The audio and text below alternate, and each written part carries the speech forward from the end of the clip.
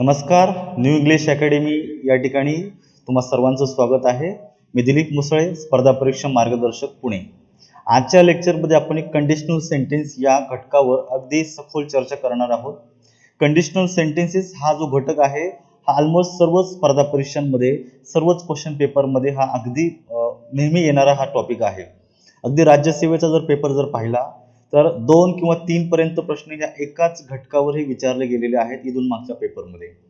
तसेच गट ब, गट क या परीक्षांमध्ये 1-2 मार्क्ससाठी 1 किंवा 2 प्रश्न या टॉपिकवर नेहमी विचारतात. तसेच सरळ सेवा असेल किंवा सेंट्रल एक्झाम जे असेल, सीडीएस असेल, त्याच्यानंतर बँक एक्झाम असेल, स्टाफ सिलेक्शन असतील, या ऑलमोस्ट सर्वच पेपरमध्ये हा घटक जो आहे हा वेगवेगळ्या स्वरूपामध्ये विचारला जातो. त्यामुळे परीक्षेमध्ये हा अतिशय महत्त्वाचा घटक आहे. त्याच्यामुळे याच्यावर आपण सखोल चर्चा करणार आहोत. तर सर्वांनी अगदी शांततेने हा लेक्चर ऐकायचा आहे, जेणेकरून या लेक्चरमधील या घटकामधील सर्वच्या सर्व इन्फॉर्मेशन ही तुम्हाला व्यवस्थित समजून येईल. तर आपण आपल्या लेक्चरला सुरुवात करूया. तर या ठिकाणी पहा, कंडिशनल सेंटेन्सेस ज्याला आपण मराठीमध्ये अटदर्शक वाक्य असं म्हणतो. तर अट ही आपण नेहमीच व्यवहारामध्ये, कम्युनिकेशनमध्ये आपण वापरत असतो, ज्याला आपण जर तरची भाषा असं म्हणूयात.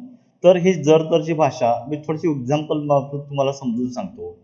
तर या ठिकाणी पहा, आपण असं म्हणत असो, जर मी थोडा जर लवकर पोहोचलो असतो तर मला मीटिंग अटेंड करता आली असती. म्हणजे मीटिंग अटेंड करण्यासाठीची अट काय आहे? मी लवकर पोहोचायला हवं होतं, परंतु मी लवकर पोहोचलेलो नाहीये. मी जर चांगला अभ्यास केला असता तर मी पास झालो असतो. आता पास होण्यासाठी अट काय होती? मला चांगला अभ्यास करायला हवा होता. म्हणजे एक लक्षात ठेवायचं की आपण जर तरच्या भाषेमध्ये बोलत असतो. ही जर तरची भाषा ही जनरली कंडिशनल सेंटेन्स म्हणून इंग्लिशमध्ये ओळखली जाते. तर हे जी काही कंडिशनल सेंटेन्स आहेत याला आपण कंडिशनल क्लॉज असं देखील म्हणूया. तर हे एक मिश्र वाक्य असतं, लक्षात ठेवायचं. याला आपण इंग्लिशमध्ये कॉम्प्लेक्स सेंटेन्स असं म्हणूया. तर हे एक मिश्र वाक्य आहे आणि हे जे वाक्य आहे याचे 2 भाग पडतात. तर पहिला जो भाग असतो त्याला आपण मेन क्लॉज असं म्हणूया आणि दुसरा जो भाग आहे याला सबऑर्डिनेट क्लॉज असं म्हणूया. म्हणजेच या वाक्यामध्ये एक मेन क्लॉज असतो आणि लक्षात ठेवा एक किंवा अधिक अशांना सबऑर्डिनेट क्लॉज आपल्याला कॉम्प्लेक्स सेंटेन्समध्ये पाहायला भेटतात. तर तुम्हाला एक छोटंसं एक्झाम्पलच्या मदतीनं कंडिशनल सेंटेन्सची रचना कशी आहे तुम्हाला समजून सांगतो. पहा, एक वाक्य दिलेलं आहे, if I had time I would visit the exhibition. आता या वाक्यांशामध्ये जर तुम्ही या वाक्याकडे पाहिलं तर तुम्हाला समजून येतं की इफ आय हॅड टाइम हे एक उपवाक्य आहे आणि I would visit the exhibition हे दुसरं उपवाक्य आहे. तर या 2 वाक्यांपैकी एक कंप्लीट वाक्यांश आहे, त्याला आपण म्हणूया I would visit the exhibition. या वाक्यांशामध्ये एक स्वतःचा त्याला कर्ता आहे आणि स्वतःचं एक फायनाईट व्हर्ब या ठिकाणी आलेला आहे आणि हे वाक्य कंप्लीट आहे. तर जे वाक्य असं कंप्लीट असतं याला आपण मेन क्लॉज असं म्हणूया. काय म्हणूया त्या ठिकाणी? याला मेन क्लॉज. आणि याच्या व्यतिरिक्त जे दुसरं वाक्य आहे हे इनकम्प्लीट आहे, म्हणजे याच्यामध्येही कर्ता, याच्यामध्ये पण क्रियापद आहे, परंतु हे वाक्य याला अर्थप्राप्तीसाठी नेहमी या मेन क्लॉजला डिपेंड राहावं लागतं. म्हणून या वाक्याला आपण सबऑर्डिनेट क्लॉज असं म्हणूया. आणि या सबऑर्डिनेट क्लॉजची सुरुवात इफ या सबऑर्डिनेटिंग कंजंक्शननं झालेली आहे. म्हणून या ठिकाणी आपण हे कंडिशनल सेंटेन्स आहे असं म्हणू शकतो.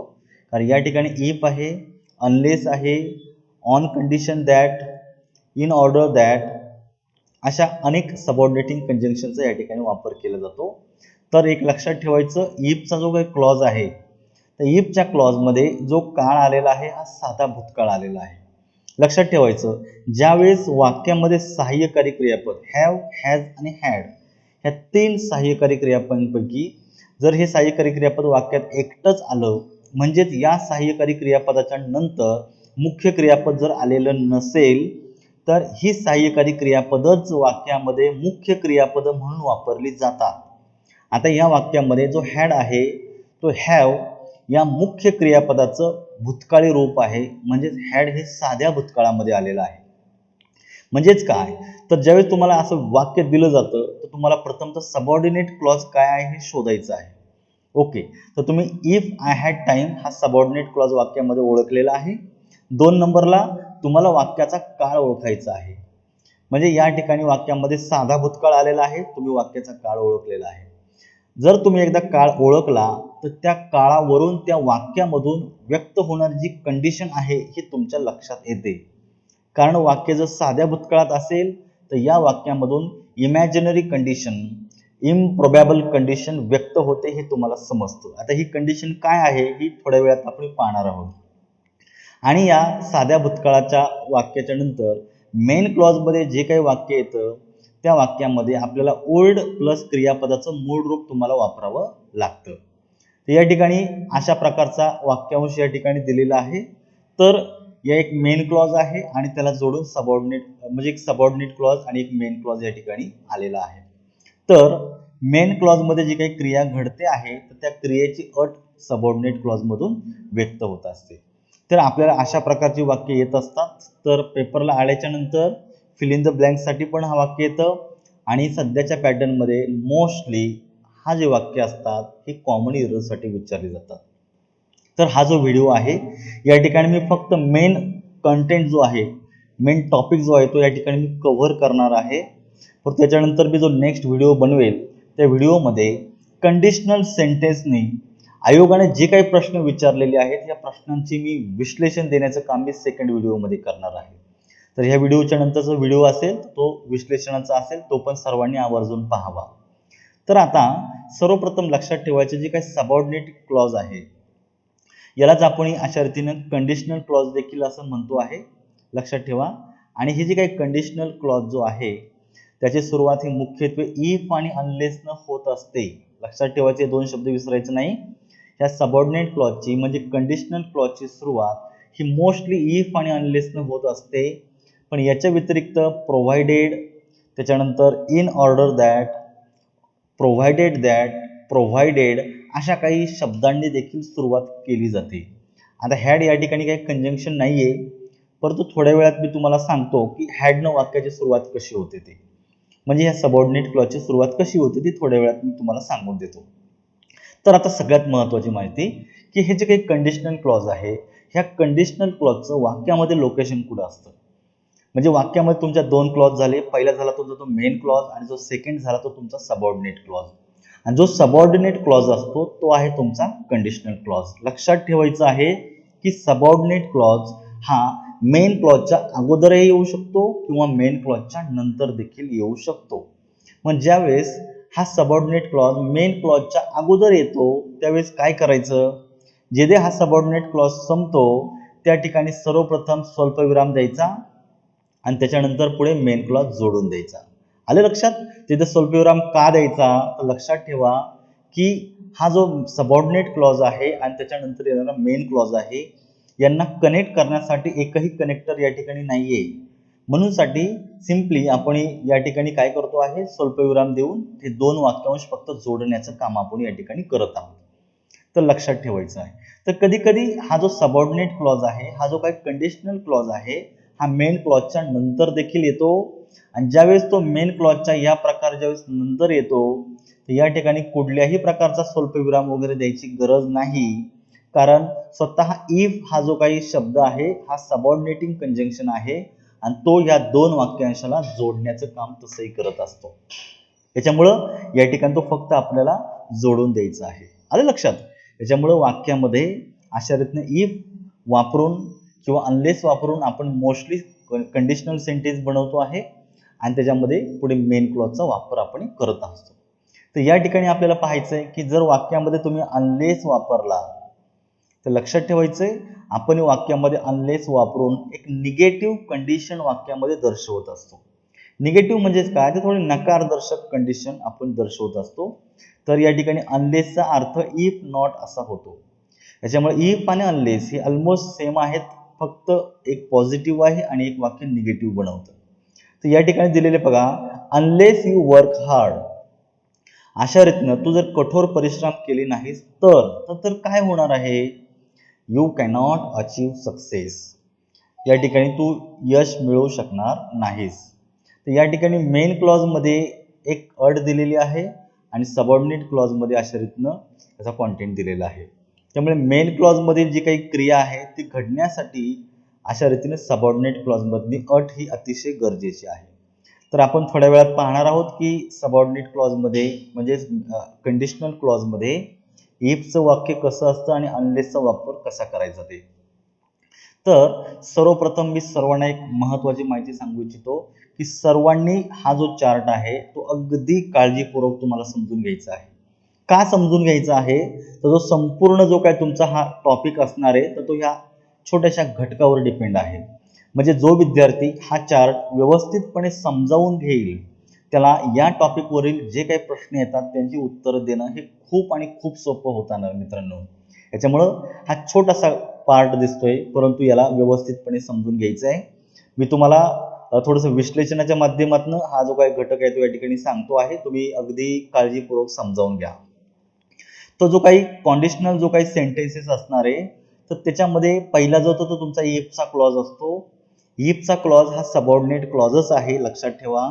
आणि त्याला जोडून जर वाक्यामध्ये मेन क्लॉज जर आला तर मुख्यत्वे याच्यावरचा जो काही प्रश्न आहे हा कसा विचारला जातो, तर इफच्या क्लॉजमध्ये जो काही काळ वापरलेला आहे म्हणजेच वाक्यामध्ये जे क्रियापद आलेलं आहे त्या विशिष्ट काळामध्ये वापरलेलं असतं, तर त्या क्रियापदावरून वाक्यामध्ये कंडिशन व्यक्त केली जाते.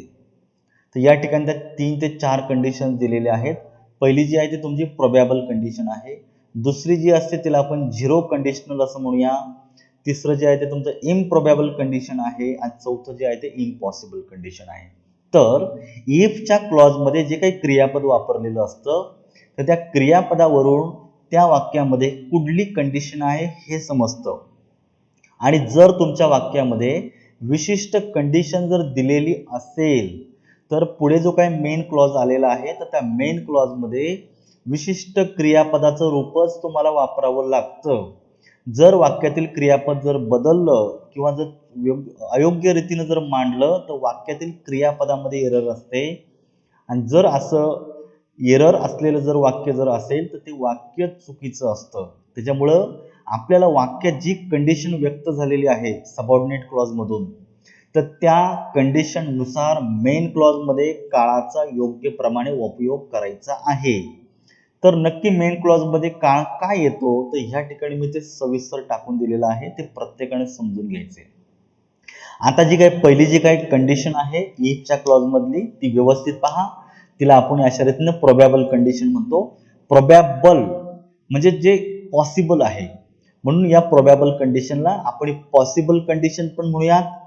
याच कंडिशनला आपण रिअल कंडिशन देखील म्हणूयात. त्यामुळे प्रोबॅबल, पॉसिबल आणि रिअल ह्या तीनही कंडिशन ह्या एकच असतात, लक्षात ठेवा. कधी कधी पेपरमध्ये प्रोबॅबल ऐवजी रिअल कंडिशन म्हटलं जातं तरी हीच कंडिशन आहे, कधी पॉसिबल कंडिशन म्हटलं जातं तरी पण हीच कंडिशन आहे. तर प्रोबॅबल कंडिशन मध्ये जे वाक्य असतं तर त्या वाक्यामध्ये म्हणजे ह्या सबऑर्डिनेट क्लॉज मध्ये नेहमी साधा वर्तमान काळ वापरला जातो. आता साधा वर्तमान काळामध्ये क्रियापद कसं येतं, साध्या वर्तमान काळामध्ये क्रियापद नेहमी मूळ रूपामध्ये येत असतं. अगोदर कर्ता येतो आणि कर्त्याच्या नंतर डायरेक्टली क्रियापदाचं मूळ रूप येतं, लक्षात ठेवायचं आहे. कर्त्याच्या नंतर क्रियापदाचं मूळ रूप आपण वाक्यामध्ये वापरत असतो. आणि जर प्रोबॅबल कंडिशन मध्ये म्हणजे इफच्या क्लॉज मध्ये जर प्रोबॅबल कंडिशन जर व्यक्त होत असेल तर पुढे जोडून जो मेन क्लॉज दिलेला आहे या मेन क्लॉज मध्ये आपल्याला सिंपल फ्युचर टेन्स वापरायचा आहे. म्हणजेच आपल्याला साधा भविष्य काळ वापरायचा आहे. आता साध्या भविष्य काळाची रचना कशी आहे, वाक्याची सुरुवात तुम्ही कर्त्याला कराल, त्याच्यानंतर शाल किंवा विल पैकी एक सहाय्यकारी क्रियापद घ्यायचं आणि पुढे क्रियापदाचं मूळ रूप घ्यायचं. लक्षात ठेवा, शाल आणि विल हे भविष्यकाळ दर्शवितात आणि त्या मॉडेल ॲक्झिलरी नंतर नेहमी क्रियापदाचं मूळ रूप येत असतं. ही झाली तुमची साध्या भविष्य काळाची रचना. आता एक लक्षात ठेवायचं, कधी कधी शाल आणि विल ऐवजी आपल्याला वाक्यामध्ये कॅन किंवा मे यांचा वापर देखील करता येतो. त्याच्यामुळे ॲटलिस्ट ही 4 सहाय्यकारी क्रियापद पाहिजे आहेत, शाल, विल, कॅन आणि मे. याच्यापैकी एक सहाय्यकारी क्रियापद येतं आणि त्याच्यानंतर कंपल्सरी क्रियापदाचं मूळ रूप येत असतं. तरच हे विधान तुमचं बरोबर येणार आहे, हे लक्षात ठेवायचं आहे. आपण थोड्या वेळात प्रत्येकाचे एक्झाम्पल पाहूयात. तुर्तास हा चार्ट प्रथम तर समजून घ्या. आता तो 2 नंबरचा जो काही पार्ट या ठिकाणी दिलेला आहे, कंडिशन दिलेली आहे, त्याला आपण झिरो कंडिशनल असं म्हणतो. हा शब्द प्रयोग विशिष्ट करून म्हणजे मुख्यत्वे तुम्ही लक्षात ठेवायचा आहे. झिरो कंडिशनल म्हणजेच काय, तर त्यालाच आपण सायंटिफिक किंवा जनरल ट्रूथ व्यक्त झाणारी कंडिशन असं म्हणूया. आता एक महत्त्वाची बाब जे आपले टेन्स या घटकामध्ये डिटेलमध्ये शिकणार आहोत ती म्हणजे जे सायंटिफिक फॅक्ट असते, जे जनरल ट्रूथ असतं, हे नेहमीच साध्या वर्तमान काळामध्येच व्यक्त होत असतं. म्हणून या वाक्यामध्ये आपण सिंपल प्रेझेंट टेन्स वापरतो आणि सिंपल प्रेझेंट टेन्समध्ये आपण कर्त्याच्या नंतर नेहमी क्रियापदाचं मूळ रूपच घेत असतो, हे विशेष करून लक्षात ठेवा. आता जर तुमच्या वाक्यामध्ये म्हणजे सबऑर्डिनेट क्लॉजमध्ये कंडिशनल क्लॉजमध्ये जर झिरो कंडिशनल जर असेल तर मेन क्लॉजमध्ये देखील सिंपल प्रेझेंट टेन्सच वापरायचा आहे, कारण हे सायंटिफिक फॅक्ट आहे, जनरल ट्रूथ आहे, हे फक्त आणि फक्त साध्या वर्तमान काळामध्येच व्यक्त होत असतं. म्हणून या ठिकाणी सबऑर्डिनेट क्लॉज आणि जोडून दिलेला मेन क्लॉज ह्या दोनही ठिकाणी साधा वर्तमान काळच वापरायचा आहे. आणि जर वाक्याचा काळ जर बदललेला असेल तर तुमचं वाक्य चुकीचं असणार आहे, हे या ठिकाणी समजून घ्या. आलं लक्षात? तर हा एक घटक जो आहे हा अतिशय महत्त्वाचा आहे. आता पुढचा जो आहे 3 नंबरचा, ज्याला आपण इम्प्रोबॅबल कंडिशन असं म्हणूयात. अविश्वसनीय इम्प्रोबॅबल कंडिशन जे असते, या इम्प्रोबॅबल कंडिशनलाच आपण अशा रीतीनं इम्पॉसिबल कंडिशन देखील म्हणूया. याच कंडिशनला इम्प्रोबॅबल कंडिशनलाच आपण अनरियल कंडिशन देखील म्हणूया. जे रियालिटीमध्ये घडत नाही किंवा घडू शकणार नाही, हे इम्प्रोबॅबल कंडिशनमध्ये व्यक्त होत असतं. फॉर एक्झाम्पल मी म्हणू शकतो, मी जर पक्षी असेल तर आकाशामध्ये उंच उडालो असतो. आता मी पक्षी होणं हे शक्य नाही, परंतु इमॅजिन करायला काहीच प्रॉब्लेम नाही. मी जर जगामधील सर्वात श्रीमंत व्यक्ती असेल तर मी अशा रीतीनं गरिबांना मदत केली असती. आता श्रीमंत व्यक्ती होणं हे शक्य नाही आहे. बाय द वे तो एक वेगळा फॅक्टर आहे या ठिकाणी, तर या ठिकाणी ते मला पॉसिबल नाही. तर दुसरी गोष्ट, मी जर प्राईम मिनिस्टर जर असतो तर मी सगळ्यांना कोरोनाचे व्हॅक्सिन माफ दिल्या असत्या. आता मी प्राईम मिनिस्टर आहे का? नाही. हे इमॅजिन मी केलेलं आहे. जे इमॅजिन केलं जातं ते वास्तवामध्ये घडत नाही, लक्षात ठेवायचंय. मग ते झालं तुमचं इम्प्रोबॅबल कंडिशन. जर कंडिशनल क्लॉजमध्ये इम्प्रोबॅबल कंडिशन जर व्यक्त होत असेल तर मेन क्लॉजमध्ये लक्षात ठेवायचं आहे, कर्त्याच्या नंतर शुड, वुड, कुड आणि माइट या चारपैकी एक मॉडेल ॲक्झिलरी वाक्यामध्ये अर्थाप्रमाणे घेतो. मोस्टली वाक्यामध्ये वुड वापरला जातो, पण शुड, कुड आणि माइट देखील अर्थाप्रमाणे वापरता येतो आणि त्यांच्यानंतर कंपल्सरी क्रियापदाचं मूळ रूप येत असतं. का? तर ज्यावेळी तुम्ही मॉडेल ॲक्झिलरी वापरता त्याच्यानंतर नेहमी क्रियापदाचं मूळ रूपच वाक्यामध्ये वापरलं जातं. आलं लक्षात? याच्यामुळं वाक्यात जर इम्प्रोबॅबल जर कंडिशन जर असेल तर वाक्य साध्या भूतकाळात घ्यायचं आणि असंच वाक्य मेन क्लॉजमध्ये असेल तर या ठिकाणी तुम्हाला वुड, कुड, शुड आणि माइट पैकी एक सहाय्यकारी क्रियापद घेऊन पुढे क्रियापदाचं मूळ रूप जोडून द्यायचं आहे. ही झाली तुमची इम्प्रोबॅबल कंडिशनची अट. आता याच्या व्यतिरिक्त जी शेवटची जी कंडिशन आहे तिलाच आपण इम्पॉसिबल कंडिशन असं म्हणूया. Unfulfilled condition in the past असं त्याला म्हटलं जातं. म्हणजेच आपण म्हणू शकतो जे भूतकाळामध्ये घडायला पाहिजे होतं ते घडलेलं नाहीये. फॉर एक्झाम्पल मी असं म्हणू शकतो, मी जर थोडा लवकर जर पोहोचलो असतो तर मला मीटिंग अटेंड करता आली असती. याच्यावरून या वाक्यावरून असं कळतंय मीटिंग होऊन गेलेली आहे, मी अटेंड केलेली नाही. म्हणजेच घडायला काय पाहिजे होतं, मी थोडासा वेळेवर पोहोचायला पाहिजे होतं. आता जे घडून गेलेलं आहे ते परत घडणं शक्य नाहीये, लक्षात ठेवा. म्हणजे तीच वेळ तशाप्रमाणे येणं शक्य नाहीये. दुसरी मीटिंग होऊ शकते, परंतु जी होऊन गेली तिच्याविषयी नंतर बोलण्यामध्ये काहीच प्रॉब्लेम नाही. पण जनरली आपण व्यवहारामध्ये अशा प्रकारची वाक्यरचना आपण नेहमी करत असतो. सपोज मी एक्झाममध्ये फेल झालेलो आहे तर मी म्हणत असतो, मी जर अशा रीतीने जर चांगला अभ्यास केला असता तर मी पास झालो असतो. आता अभ्यास केलेला नाहीये, मी फेल झालेलो आहे. म्हणून या ठिकाणी अशा प्रकारे जे घडू शकत नाही आता, तर जे घडायला पाहिजे होतं भूतकाळामध्ये पण जे घडलेलं नाहीये, जे अनफुलफिल्ड आहे, तर अशा प्रकारचा जो काही क्लॉज असतो त्याला आपण इम्पॉसिबल किंवा unfulfilled condition in the past असं बोलतो. तर अशा वेळेस पुढे जो काही मेन क्लॉज वापरला जातो की या क्लॉजमध्ये सब्जेक्टच्या नंतर शुड, वुड, कुड आणि माईट यापैकी एक मॉडल ॲक्झिलरी आपल्याला घ्यायचं आहे. त्याच्यानंतर हॅव घेऊन क्रियापदाचं तिसरं रूप वापरायचं आहे. आलं लक्षात? तर या ठिकाणी कंपल्सरी हॅव घ्यायचं आहे, इथे हॅज घ्यायचं नाहीये. हॅव प्लस V3 अशी रचना या ठिकाणी केली जाते. तर या चार ज्या काही महत्त्वाच्या आणि तेवढ्याच आहेत, ह्या ज्या काही चार ज्या काही सबऑर्डिनेटिंग कंजंक्शनचं आपण म्हणूया की कंडिशनल क्लॉजेस आहेत, तर ते आपण एकदा या ठिकाणी सविस्तर या ठिकाणी पाहूयात. तर हा एक त्याचा पॅटर्न आहे. तर याच्यामध्ये ह्या क्रियापदाच्या ज्या रचना असतात ह्या आपल्याला वारंवार पेपरमध्ये चेक करण्यासाठी विचारलं जातं. वाक्य बरोबर आहे की चूक आहे हे पण याच्यामध्ये विचारलं जातं. Fill in the blanks with suitable form of a verb from the following या टायटल खाली देखील प्रश्न विचारला जातो आणि वाक्यामध्ये क्रियापदाचं योग्य रूप प्लेस करा हे या ठिकाणी आपल्याला पाहायचं असतं. आलं लक्षात? त्याच्यामुळे आपण दोन्ही प्रकारे आपल्याला या ठिकाणी आपल्याला उत्तर देता आले पाहिजे. तर आता आपण पहिली जी काय अट आहे या पहिल्या अटीकडे जाऊयात. पहिली जी अट आहे ती म्हणजेच आपण बोलूयात प्रोबॅबल कंडिशन. यालाच आपण पॉसिबल कंडिशन देखील म्हणूयात, याला आपण रिअल कंडिशन देखील असं म्हणू शकतो. तर ही जी प्रोबॅबल कंडिशन आहे, वाक्यात प्रोबॅबल कंडिशन आहे कसं ओळखायचं? तर पहिला नियम आणि महत्त्वाचा नियम लक्षात ठेवा. प्रथम तर तुम्ही वाक्यातील जे काही इफचा क्लॉज असणार आहे म्हणजेच सबऑर्डिनेट क्लॉज आहे तो ओळखायचा आहे. आता मी या ठिकाणी सबऑर्डिनेट क्लॉज ओळखलेला आहे. सबऑर्डिनेट क्लॉजची सुरुवात ही सबऑर्डिनेटिंग कंजंक्शन होते, तर याप्रमाणे ती सबऑर्डिनेटिंग कंजंक्शन झालेली आहे. If the government implements policies effectively, लक्षात ठेवा, if the government implements policies effectively all affected will be benefited.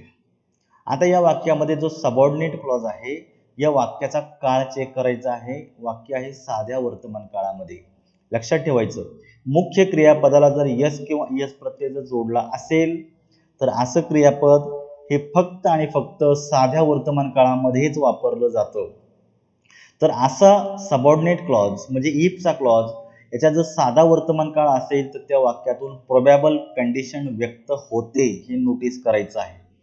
आणि जर अशा सबऑर्डिनेट क्लॉजमध्ये जर साधा वर्तमान काळ असेल तर मेन क्लॉजमध्ये आपल्याला साधा भविष्यकाळच वापरायचा आहे हे लक्षात ठेवायचं. म्हणून या ठिकाणी ऑल अफेक्टेड नंतर विल बी बेनिफिटेड अशी रचना या ठिकाणी केलेली आहे. आले लक्षात? या ठिकाणी विलच्या नंतर बी प्लस बेनिफिटेड असे पॅसिव्ह वॉइसची रचना या ठिकाणी वापरलेली आहे, परंतु वाक्य बाकी साध्या भविष्यकाळामध्येच आहे. तर हे वाक्य याप्रमाणे बरोबर येते. दुसरं बघा, if you have a gate pass, जर तुझ्याकडे गेट पास असेल तर you will be allowed into the stadium, तुला अशा रीतीनं स्टेडियममध्ये प्रवेश दिला जाईल. या ठिकाणी पहा, इथे हॅव जे आहे हे मुख्य क्रियापद म्हणून वापरलेलं आहे. तुम्हाला आत्ता मगाशी मी सांगितलेलं होतं, हॅव, हॅज आणि हॅड ज्यावेळेस तुमच्या वाक्यामध्ये मुख्य क्रियापद म्हणून वापरतात म्हणजेच वाक्यामध्ये एकटीच येतात ही क्रियापदं, ती मुख्य क्रियापदं म्हणून वापरली जातात. म्हणून या ठिकाणी हॅव हा एकवचनी आहे, हे मुख्य क्रियापद म्हणून वापरलेलं आहे, म्हणून ते साध्या वर्तमान काळामध्ये येतं. आता ज्यावेळेस क्रियापद साध्या वर्तमान काळामध्ये येतं सबऑर्डिनेट क्लॉज मधील, तर त्या वाक्यातून प्रोबॅबल कंडिशन व्यक्त होते. अशा वेळेस पुढे जोडून जर दिलेला मेन क्लॉज आहे यामध्ये आपण साधा भविष्यकाळ वापरतो. म्हणून you will be you will be allowed into the stadium अशी रचना केलेली. आता विल बी अलाउडेड ही पॅसिव्हची रचना आहे. आलं लक्षात? याला जर ऍक्टिव्ह मध्ये जर करायचं असेल तर केलं असतं यू विल अलाउ, म्हणजे करता हा वेगळा आहे, डोअर ऑफ ऍक्शन म्हणून ही पॅसिव्हची रचना वापरलेली आहे. पण वाक्याचा काळ बाकी साधा भविष्य काळच आहे, म्हणून ही रचना बरोबर आहे. तिसरं वाक्य पाहायचं आहे, if they agree to my proposal we shall take further action in the matter. इथे ॲग्री हे क्रियापद मूळ रूपात आहे, म्हणून इफचा जो काय क्लॉज आहे याच्यामध्ये साधा वर्तमान काळ आहे, म्हणून मेन क्लॉज जो येतो त्याच्यामध्ये साधा भविष्यकाळ वापरलेला आहे. We shall take, shall will पैकी आलेला आहे आणि टेक हे इथं अगेन क्रियापदाचं मूळ रूप आलेलं आहे. या ठिकाणी साधा भविष्यकाळ आपण या ठिकाणी वाक्यामध्ये वापरून दिलेला आहे. आलं लक्षात? तर या प्रकारे जी वाक्य येतात ते तुम्हाला काळजीपूर्वक पाहायचे आहे. अगोदर सबऑर्डिनेट क्लॉज ओळखा, 2 नंबरला सबऑर्डिनेट क्लॉज आहे त्याचे क्रियापद ओळखा. क्रियापदाचा काळ एकदा ओळखला त्या वाक्यामधून व्यक्त होणारी कंडिशन ओळखायची आहे आणि एकदा तुम्हाला कंडिशन ओळखता आली तर त्या अनुषंगानं मेन क्लॉज मधील क्रियापदाची रचना ओळखायची आहे. बस ही एवढी तुमचा याच्यामधला जॉब आहे. ज्याला क्रियापदाचं रूप योग्य प्रकारे वापरता येतं त्याला प्रोबॅबल किंवा कुठल्याही कंडिशनल क्लॉजवरचं एक्झाम्पल सॉल्व्ह करायला कुठलाही प्रॉब्लेम राहत नाही. आता पुढचं वाक्य बघा, अनलेस यू आर केअरफुल. आता हे इफ ऐवजी अनलेसचं वाक्य या ठिकाणी वापरलेलं आहे. Unless you are careful. तर या वाक्यामध्ये आर हेच मुख्य क्रियापद म्हणून वापरलेलं आहे, म्हणून हे साध्या वर्तमान काळात आलेलं आहे. You will run into debt अशा रीतीनं इथं भविष्यकाळ जो आहे तो या ठिकाणी वापरून दिलेला आहे. त्यामुळं विल रन हे साध्या भविष्यकाळाची रचना तुमची या ठिकाणी केलेली आहे. पुढचं वाक्य, if you buy a new flat it will cost you a lot of money. Buy हे क्रियापदाचं मूळ रूप आलं, वाक्य साध्या वर्तमान काळातील आहे म्हणून मेन क्लॉज मध्ये इट विल कॉस्ट म्हणजे साधा भविष्यकाळ वापरलेला आहे. आलं लक्षात? Again, if I meet him today I shall give him this book. या ठिकाणी देखील मीट हे क्रियापदाचं मूळ रूप वापरलेलं आहे म्हणून मेन क्लॉज मध्ये साधा भविष्यकाळ शाल विल पैकी एक घेतला शाल आणि क्रियापदाचं मूळ रूप घेतलेलं आहे. या पद्धतीने हे वाक्य देखील बरोबर आहे. If you repeat the mistake, repeat हे क्रियापदाचं मूळ रूप आलं, वाक्यातून साधा भूतकाळ व्यक्त झालेला आहे म्हणून आपण पुढे वाक्यामध्ये साधा भविष्यकाळ वापरू शकतो. I will dismiss you from the job. तर या ठिकाणी देखील शाल विल पैकी घेतलेलं आहे आणि डिसमिस हे क्रियापदाचं मूळ रूप आलेलं आहे. Unless I get promotion I will resign. Get हे क्रियापदाचं मूळ रूप आलं म्हणून मेन क्लॉज मध्ये आपण अशा रीतीनं भविष्यकाळ वापरलेला आहे. याप्रमाणे नोटीस करायचं की जी प्रोबॅबल कंडिशन आहे या कंडिशन मध्ये काळ कसा वापरला जातो. तर इफ किंवा अनलेसच्या क्लॉज मधून साधा वर्तमान काळ वापरायचा आहे आणि पुढील जो मेन क्लॉज आहे त्या ठिकाणी साधा भविष्यकाळच वापरायचा आहे. तर या ठिकाणी शाल विल ऐवजी तुम्ही कॅन किंवा मे याच्यापैकी एक मॉडेल ॲक्झिलरी घेऊ शकता. तर हा प्रोबॅबल कंडिशनचा जो घटक आहे तो याप्रमाणे आहे. तर आपल्याला याच्यामध्ये काय करायचं आहे तर लक्षात ठेवायचं आहे की वाक्याचा जो काही काळ आहे म्हणजे जो काही अगोदरचा जो काही सबऑर्डिनेट क्लॉज मधला जो असेल किंवा मेन क्लॉज मधला असेल काळ बाकी नोटीस करायचं आहे. ज्याला काळाचा उपयोग चांगल्या प्रकारे करता येईल त्याला ह्या टॉपिकला काहीच प्रॉब्लेम नाही समजून घ्यायला. आलं लक्षात? आता जी 2 नंबरची जी काही कंडिशन आहे त्याला आपण म्हटलं होतं झिरो कंडिशनल. तर झिरो कंडिशनल म्हणजेच काय तर जनरली ह्या वाक्यामध्ये सायंटिफिक फॅक्ट किंवा जनरल ट्रूथ व्यक्त होत असतं. हे कंडिशनल सेंटेन्स आहे पण या ठिकाणी इफच्या क्लॉज मध्ये आणि मेन क्लॉज मध्ये दोनही ठिकाणी फक्त आणि फक्त साधा वर्तमान काळच वापरायचा आहे, कारण सायंटिफिक फॅक्ट आणि जनरल ट्रूथ हे फक्त साध्या वर्तमान काळामध्येच व्यक्त होतं. म्हणून या ठिकाणी पाहायचं आहे इफ आय ईट चीज. आता हा दुग्धजन्य पदार्थ आहे, याचं जर सेवन जास्त जर झालं तर इनडायजेशन ज्याला आपण अपचन वगैरे म्हणूया याचा प्रॉब्लेम होत असतो. म्हणून या ठिकाणी हे सायंटिफिक फॅक्ट आहे, याच्यामध्ये काहीच खोटं नाहीये आणि जे सायंटिफिक फॅक्ट असतं हे साध्या वर्तमान काळामध्येच येतं. म्हणून पहा हा सबऑर्डिनेट क्लॉज आणि पुढे आलेला मेन क्लॉज या दोनही क्लॉजेसमध्ये आपल्याला क्रियापदाची मूळ रूपच घ्यायची आहेत आणि ही वाक्य साध्या वर्तमान काळामध्ये येत असतात. आलं लक्षात? आता दुसरं वाक्य बघा, इफ वॉटर इज फ्रॉझन. आता हे वाक्य पॅसिव्ह व्हॉइसचं केलेलं आहे त्यामुळे इज फ्रॉझन अशी रचना आलेली आहे. आता इथं इज फ्रॉझन वरून कळतं की वाक्य साध्या वर्तमान काळामध्ये आहे. आलं लक्षात? तर पुढे वाक्य दिलेलं आहे मेन क्लॉज इट एक्सपांड्स. या ठिकाणी क्रियापद साध्या वर्तमान काळात आलेलं आहे. म्हणून ज्यावेळी दोन्ही क्लॉजेसमध्ये साधा वर्तमान काळ असतो तर ते वाक्य हे झिरो कंडिशनलचं असतं, लक्षात ठेवा. ही सायंटिफिक फॅक्ट आहे, जनरल ट्रूथ आहे, याच्यामध्ये खोटं असं काहीच नाहीये, त्यामुळे वाक्याचा काळ बदलायची बिलकुल गरज नाही. साधा वर्तमान काळ आहे, साधा वर्तमान काळ तुम्हाला ठेवून द्यायचा आहे.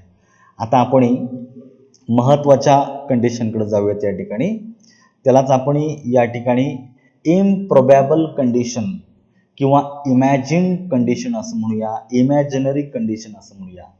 का जे फक्त आपण इमॅजिन करत असतो ते वास्तवामध्ये घडणार नाही, लक्षात ठेवा. परंतु आपण विचार करत असतो, इमॅजिन करत असतो, तर अशा प्रकारचं वाक्यांश येतं. तर जे इम्प्रोबॅबल कंडिशन आहे, तर या इम्प्रोबॅबल कंडिशनमध्ये जो इफचा क्लॉज आहे, जो सबऑर्डिनेट क्लॉज आहे, या सबऑर्डिनेट क्लॉजमध्ये साधा भूतकाळ वापरलेला असतो. आलं लक्षात? कुठला? साधा भूतकाळ वापरलेला असतो. आणि या इमॅजिन कंडिशनमध्ये जर बीचं रूप मुख्य क्रियापद म्हणून जर आलं, तर बी म्हणजेच काय? एमेजार ऑजबियर.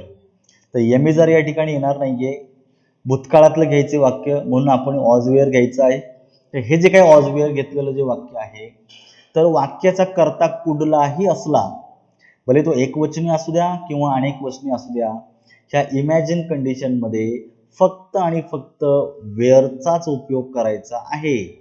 त्यामुळं जनरली आपण आय वॉज असं म्हणतो, परंतु या वाक्यामध्ये स्पेशली आपल्याला आय वेअर अशी रचना करायची आहे. हे इमॅजिनरी कंडिशनचं आहे. किंवा जर मुख्य क्रियापद जर वाक्यात जर आलं, तर ते अशातनं साध्या भूतकाळामध्ये येत असतं. म्हणून इम्प्रोबॅबल कंडिशनमध्ये जर साधा भूतकाळ वापरला असेल, तर जो पुढे जो मेन क्लॉज आहे, या मेन क्लॉजमध्ये वुल्ड प्लस क्रियापदाचं मूळ रूप तुम्हाला कंपल्सरी वापरायचं आहे. तर वाक्यामध्ये वुल्ड ऐवजी कुल्ड, शुल्ड आणि माइट याच्यापैकी एक सहाय्यकारी क्रियापद घ्यायचं आहे, परंतु क्रियापदाचं पुढं मूळ रूपच तुम्हाला वापरायचं आहे. तर याप्रमाणे हे तुमचं वाक्यरचना आलेली आहे. इफ आय वेअर यू, आयच्या नंतर वेअर आलेला आहे. इम्प्रोबॅबल कंडिशन असल्यामुळे मेन क्लॉजमध्ये वुल्ड प्लस क्रियापदाचं मूळ रूप घ्यायचं आहे. I would not accept this offer. आलं लक्षात? I would not accept this offer. Would not accept अशा प्रकारची रचना या ठिकाणी तुमची करून घ्यायची आहे. पुढचं जे वाक्य आहे ते बघा. If the police arrived on time. आता नोटीस करायचं, इफचा क्लॉज आहे, इफच्या क्लॉजमध्ये साधा भूतकाळ वापरलेला आहे. अराइव्ड हे क्रियापदाचं दुसरं रूप आलेलं आहे. आलं लक्षात? म्हणजे वाक्यात साधा भूतकाळ आहे. म्हणून जो मेन क्लॉज आहे, या मेन क्लॉजमध्ये ओल्ड नॉट ऑकर अशी क्रियापदाची रचना घ्यायची आहे. म्हणजे ओल्ड नॉट नंतर क्रियापदाचं मूळ रूप घ्यायचं आहे. If the police arrived on time, the riot would not occur. जी काही रायट आहे ही घडली नसती. आपण अशा रीतीने इमॅजिन करतो आहोत. त्याच्यामुळे मेन क्लॉजमध्ये साधा भूतकाळ आणि सबऑर्डिनेट क्लॉजमध्ये साधा भूतकाळ, आणि जो पुढे जो मेन क्लॉज आहे त्यामध्ये ओल्ड प्लस क्रियापदाचं मूळ रूप घ्यायचं आहे. तर कधी कधी काय होतं की वाक्यामध्ये जो वेअर हा सबऑर्डिनेटिंग कंजंक्शन आहे, जर सबऑर्डिनेट क्लॉजची वाक्य सुरुवात सबऑर्डिनेट म्हणजे या क्लॉजची कंडिशनल सेंटेन्सची सुरुवात आहे ही जर सबऑर्डिनेट क्लॉजने झालेली असेल, तर कधी कधी इफ हा जो शब्द आहे हा वगळला जातो. मग ज्यावेळेस इफ हा शब्द वगळला जातो त्यावेळेस वाक्याची सुरुवात ही त्या वाक्यातील सहाय्यकारी क्रियापदाने करायची आहे. आता पहिलं वाक्य बघा. If I were a millionaire, असं वाक्य दिलेलं आहे. If I were a millionaire. तर या वाक्यामध्ये इफ हे सबऑर्डिनेटिंग कंजंक्शन आहे, आय हा वाक्याचा कर्ता आहे आणि वेअर हे सहाय्यकारी क्रियापद आहे किंवा मुख्य क्रियापद आले. ज्यावेळेस अशा प्रकारची रचना येते तर आपण काय करू शकतो, इफ हा वगळला जातो आणि इफ वगळल्याच्या नंतर जो पुढचा जो वाक्याचा भाग आहे कर्ता आणि सहाय्यकारी क्रियापद, बस यांच्यात जागेत आदला बदल करायची. आय वेअरचं काय करायचं, वेअर आय अशा प्रकारे करायचं. म्हणजे वाक्य काय होतं, were I a millionaire I would help the poor. हे वाक्य देखील बरोबरच आहे. अगदी त्याच पद्धतीने बघा. Were we serious about women empowerment. आपण जर स्त्रियांच्या जे सबलीकरणासाठी जर आपण जर खूप सिरियस असतो, गांभीर्याने जर घेतलं असतं, तर आपण मोठ्या प्रमाणात खर्च त्यांच्या शिक्षणासाठी आणि डेव्हलपमेंटसाठी केला असता. Were we serious about woman empowerment we would spend more money on their education and development. तर या ठिकाणी खरं वाक्य काय आहे, इफ वी वेअर सिरियस अशी रचना आहे. तर इफ काढून टाकला आणि वी वेअर ऐवजी वेअर वी वापरलेला आहे. म्हणजे फक्त काय करायचं आहे, इफ काढून टाकायचा आणि पुढे जे सहाय्यकारी क्रियापद आहे, कर्ता आणि सहाय्यकारी क्रियापद आहे यांच्या जागेची अदलाबदल करायची. म्हणजेच अगोदर सहाय्यकारी क्रियापद घ्यायचं, त्याच्यानंतर कर्ता घ्यायचा आणि उरलेलं वाक्य आहे असं जोडून द्यायचं आहे. म्हणजे अशा प्रकारे वाक्यरचना देखील बरोबर येते. पुढे बघा, if he had time he would visit me. आलं लक्षात? या ठिकाणी हॅड हा एकटाच आलेला आहे, म्हणून हा साध्या भूतकाळात आलेला आहे. वाक्यात जर साधा भूतकाळ आहे सबऑर्डिनेट क्लॉजमध्ये, म्हणून मेन क्लॉजमध्ये वुड प्लस क्रियापदाचं मूळ रूप तुम्हाला वापरायचं आहे. म्हणून नोटीस करा, इफच्या नंतर ही हॅड टाइम अशी रचना आलेली आहे. कर्ता साधा भूतकाळ आणि उरलेला वाक्यांश दिलेले. इफच्या क्लॉजमध्ये साधा भूतकाळ आहे, म्हणून मेन क्लॉजमध्ये ओल्ड प्लस क्रियापदाचं मूळ रूप आलेलं आहे. हे वाक्य देखील बरोबर आहे.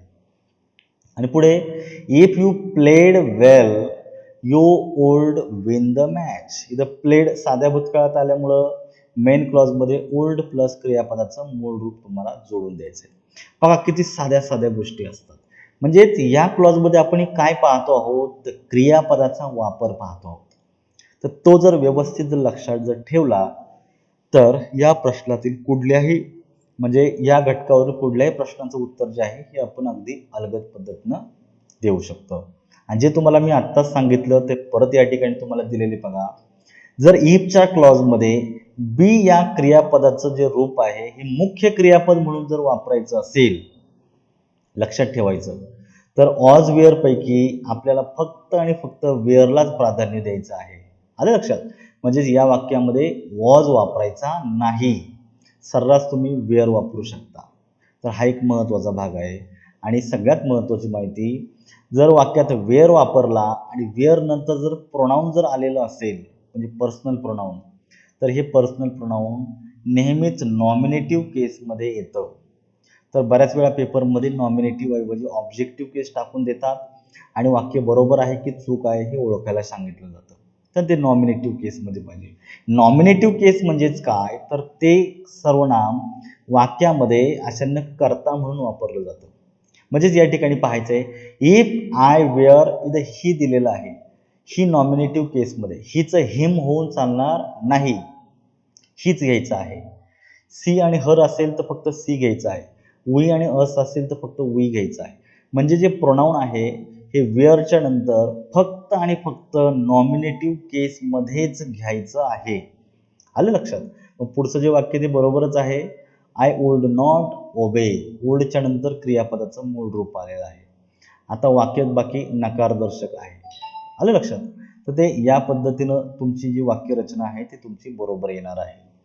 आणि याच्यानंतरची चौथी आणि महत्त्वाची कंडिशन जी आहे ती म्हणजे इम्पॉसिबल कंडिशन किंवा unfulfilled condition in the past.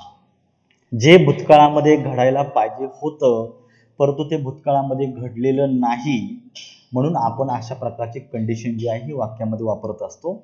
तर हिला इम्पॉसिबल कंडिशन असं म्हणतो. आणि या इम्पॉसिबल कंडिशनमध्ये काय आहे, तर इम्पॉसिबल कंडिशनमध्ये वाक्याचा जो काही काळ आहे तो आपल्याला व्यवस्थित पाहायचा आहे. इम्पॉसिबल कंडिशनमध्ये काय आहे की वाक्य जे आहे हे सबऑर्डिनेट क्लॉजमध्ये आपल्याला पूर्ण भूतकाळ वापरायचं आहे, लक्षात ठेवायचं आहे. आणि इफच्या क्लॉजमध्ये जर पूर्ण भूतकाळ वापरलेला असेल तर जोडून जो मेन क्लॉज दिला जातो त्या मेन क्लॉजमध्ये वुल्ड हॅव प्लस क्रियापदाचं तिसरं रूप तुम्हाला वापरायचं आहे. तर विशेष करून हा पॅटर्न तुम्ही लक्षात ठेवा. म्हणजेच इफच्या क्लॉजमध्ये काळ कुठला आहे आणि त्याच्या संबंधित जो मेन क्लॉज आलेला आहे त्याच्यामधला काळ कुठला आहे. तर ह्या दोन काळांमध्ये जो काही कॉम्बिनेशन मी तुम्हाला जो चार्टमध्ये दिलेला आहे तो जर बरोबर असेल तरच तुमचं वाक्य बरोबर येणार आहे, नाहीतर वाक्य तुमचं चुकलं जाणार आहे. म्हणून पहा, if I had known how useful the course was. तर या ठिकाणी पूर्ण भूतकाळ दिलेला आहे, म्हणून मेन क्लॉजमध्ये I would have joined it, इथं वुल्ड हॅवच्या नंतर V3 अशी रचना आलेली आहे. म्हणून तुम्हाला या ठिकाणी लक्षात ठेवायचं आहे. If they had started at 6 AM, त्याने जर 6 वाजता जर सुरुवात केली असती तर तर या ठिकाणी काय करायचं आहे आपल्याला लक्षात ठेवायचं आहे, हॅड स्टार्टेड ही अशी रचना आलेली आहे, म्हणजे पूर्ण भूतकाळ आलेला आहे. म्हणून तुम्हाला मेन क्लॉजमध्ये वुल्ड हॅव प्लस V3 अशी रचना घ्यायची आहे. आता हे वाक्य नकारदर्शक झाल्यामुळे आपण नॉट सहाय्यकारी क्रियापदाच्या नंतर जोडलेलं आहे. बघा, if they had started at 6 AM they would not have missed the train. त्या पेपरमध्ये काय करतात की हा जो काही काळ दिलेला आहे मेन क्लॉजमध्ये, ह्या मेन क्लॉजमधील काळामध्ये बदल करून देतात. आता इथं ओल्ड आहे ना, इथं विल टाकून देतील, विल तर चालणार नाही. इथं हॅव आहे ना, इथे हॅड टाकून देतील किंवा टाकणारच नाही, विल मिस टाकतील, ओल्ड मिस टाकतील, त्याच्यानं ओल्ड हॅड मिस टाकतील, असं काहीतरी क्रियापद वेगवेगळी टाकतील. ते क्रियापद योग्य जे पॅटर्नमध्ये दिलेले आहेत तेच वापरायचं आहे, क्रियापद चुकून द्यायचं नाहीये. कारण हा जो काही घटक आहे याच्यावर मुख्यत्वे प्रश्न हे क्रियापदाच्या वापरावरच येतात, म्हणून साठी आपल्याला क्रियापद हे चेक करायचं आहे. दुसरं बघा, unless the doctor had arrived in time. Doctor had arrived पूर्ण भूतकाळ आलेला आहे, म्हणून मेन क्लॉजमध्ये वुड हॅव प्लस V3 वापरायचं आहे. The boy would have died. पुढे बघा, if you had given us proper address. Had given अशी रचना आलेली आहे, म्हणून मेन क्लॉजमध्ये काय करायचं आहे, वुड हॅव V3 वापरायचं आहे. अगदी त्याचप्रमाणे if they had arrived here 2 days before they might have found a new और अ बेटर हॉटेल. इथं माइट हॅव आणि V3 आलेला आहे, म्हणजे ही रचना देखील बरोबर आहे. त्यामुळे लक्षात ठेवायचं आहे, इम्पॉसिबल कंडिशनमध्ये इफच्या क्लॉजमध्ये पूर्ण भूतकाळ वापरला जातो आणि जोडून जो मेन क्लॉज आलेला आहे या मेन क्लॉजमध्ये वुल्ड हॅव आणि क्रियापदाचं तिसरं रूप वापरलं जातं. आलं लक्षात? तर अर्थाप्रमाणे इथं वुल्ड ऐवजी कुल्ड देखील वापरू शकताय, तुम्ही शुड देखील वापरू शकताय, तुम्ही माइट देखील वापरू शकताय, पण मोस्टली कुठला वापरला जातो तो तुम्हाला वुल्ड वापरला जातो. आलं लक्षात? ते हे बारकावे काळामध्ये क्रियापदाची जी काही रूपं आहेत ती व्यवस्थित जर तुम्ही वापरली तर तुमचं उत्तर चुकत नाही. कारण मी तुम्हाला मॅक्सिमम क्वेश्चन मी तुम्हाला नेक्स्ट व्हिडिओमध्ये दाखवील आणि तुम्हाला ही गोष्ट मी प्रूव्ह करून दाखवतो की या घटकावरचे प्रश्न एक्झॅक्टली आजपर्यंत कसे विचारलेले आहेत आणि हाच उपयोग आहे, हेच तुम्हाला समजून घ्यायचं आहे, काळ कसा वापरलेला आहे. आणि जर इफमध्ये काळ असेल विशिष्ट तर त्या काळामधून रिव्हील होणारी जी कंडिशन आहे ती कंडिशन कुठली आहे आणि त्या कंडिशनला अनुसरून मेन क्लॉजमध्ये काळ कसा वापरलेला आहे हे व्यवस्थित तुम्हाला पाहायचं आहे. हाच जनरली आपल्याला या टॉपिकमधील अभ्यासाचा विषय आहे. आता कंडिशनल क्लॉजमध्ये काय केलं जातं, बऱ्याच वेळा इफ आणि अनलेस त्यातला इफ हा जो काही शब्द आहे हा जनरली वापरला जातो, परंतु कधी कधी काय केलं जातं, इफ हा काढून टाकतात, वगळला जातो आणि वाक्यामध्ये जे काही सहाय्यकारी क्रियापद आहे या सहाय्यकारी क्रियापदानं तुमच्या वाक्याची सुरुवात केली जाते. म्हणजे जनरली काय असतं बघा, तर वाक्यामध्ये सुरुवातीला आपण काय करतो, तर या ठिकाणी आधी इफ दिलाय, त्याच्यानंतर कर्ता दिलाय आणि नंतर सहाय्यकारी क्रियापद दिलं जातं. तर इफ हा काढून टाकतात आणि कर्ता आणि सहाय्यकारी क्रियापद आहे यांच्या जागांची अदलाबदल करतात. म्हणजेच काय करतात, यू हॅड आहे ना, तर हॅड यू अशी रचना केली जाते. आलं लक्षात? तर या ठिकाणी सहाय्यकारी क्रियापद अगोदर घ्यायचं आहे, नंतर कर्ता घ्यायचं आहे आणि उरलेलं वाक्य बाकी आहे असं जोडून द्यायचं आहे. हे वाक्य देखील बरोबर येणार आहे. म्हणजे बघा, इफ यू हॅड, लक्षात ठेवायचं आहे, you had given us proper address we would have found your house easily. तर या ठिकाणी हॅड गिवन हे पूर्ण भूतकाळ आहे, म्हणजेच या वाक्यामधून इम्पॉसिबल कंडिशन व्यक्त होते. म्हणून तुम्ही पुढे जो मेन क्लॉज आहे या मेन क्लॉजमध्ये वुड हॅव प्लस V3 ही रचना या ठिकाणी वापरलेली आहे. म्हणजे क्रियापद बरोबर आहे, पण कधी कधी काय करतात, इफ काढून टाकला आणि हॅड आणि यू आहे यांच्या जागेची बदलाबदल केली, म्हणून had you given us proper address we would have found your house easily. तर या ठिकाणी सहाय्यकारी क्रियापदाच्या सुरुवात केली जाते आणि पुढे वाक्य लिहिलं जातं. If I had gone to Surat I would have brought you silk sari. आता इथं हॅड गॉन ऐवजी काय केलेलं आहे, हॅड आय गॉन अशी रचना केलेली. मग इफ काढून टाकला, कर्ता आणि सहाय्यकारी क्रियापदाच्या जागेची अदलाबदल केली आणि उरलेलं वाक्य आहे असं जोडून दिलेलं आहे. तर ही रचना तुमची बरोबर येणार आहे. हॅड आय नोन, तर मूळ वाक्य काय झालं असतं, इफ आय हॅड नोन.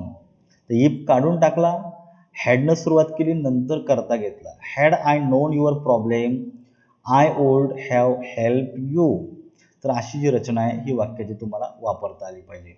आणि म्हणूनसाठी मी सांगतो आहे की कंडिशनल सेंटेन्समध्ये काळाचा जो उपयोग आहे हा अतिशय महत्त्वाचा आहे मित्रांनो.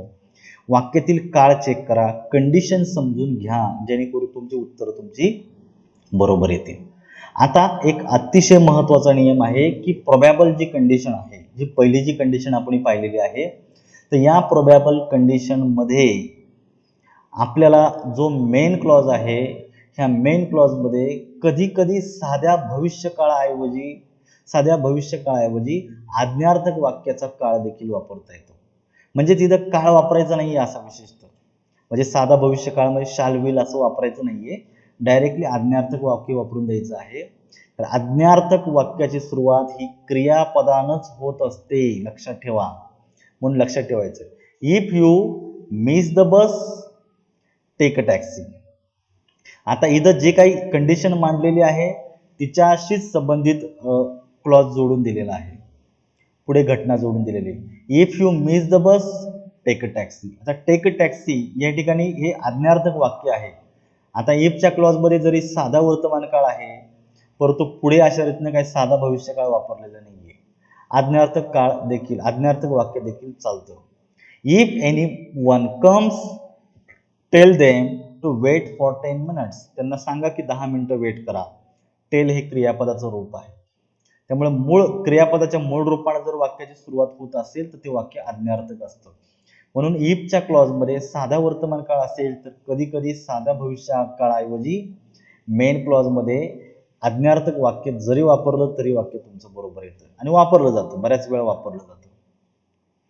आता तुम्हाला एक महत्त्वाची गोष्ट या ठिकाणी सांगायची आहे की आपण या क्लॉजमध्ये मुख्यत्वे काय आपण इफ आणि अनलेसचा वापर या ठिकाणी केलेला आहे, बरोबर आहे.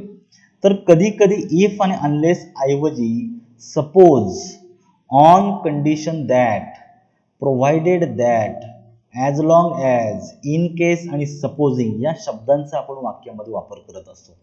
तर हे जे शब्द आहेत हे देखील कंजंक्शनच आहेत, सबऑर्डिनेटिंग कंजंक्शन आहेत, तर यांचा देखील वाक्यामध्ये वापर केला जातो.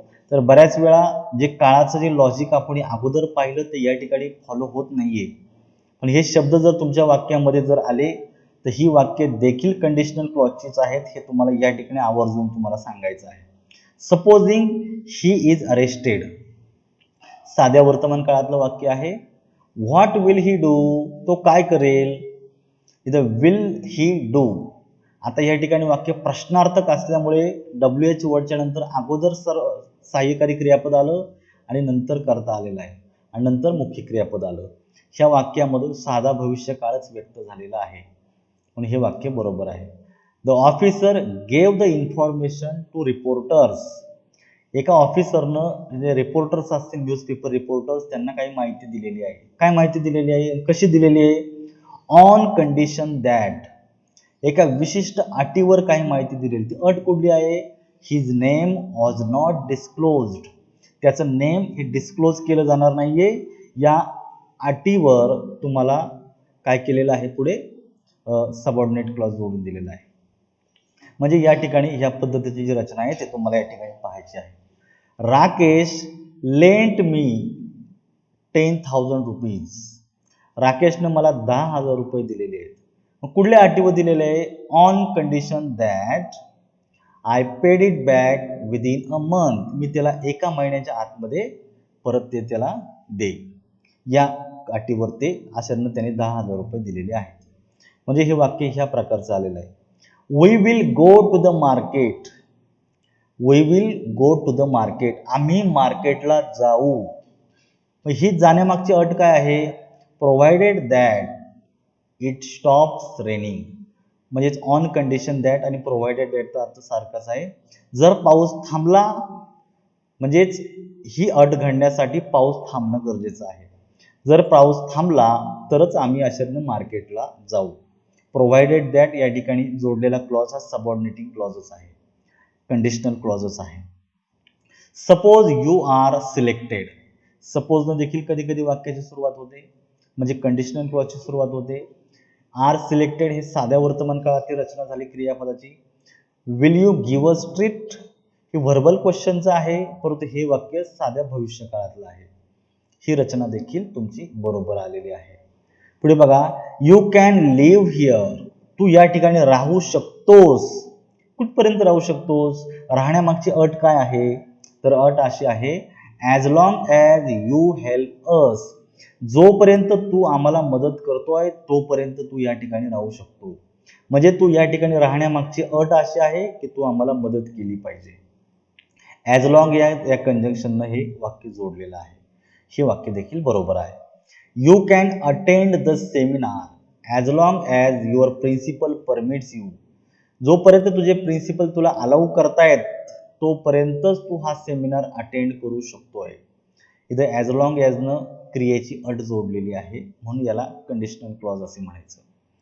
Take some spare clothes in case you get weight.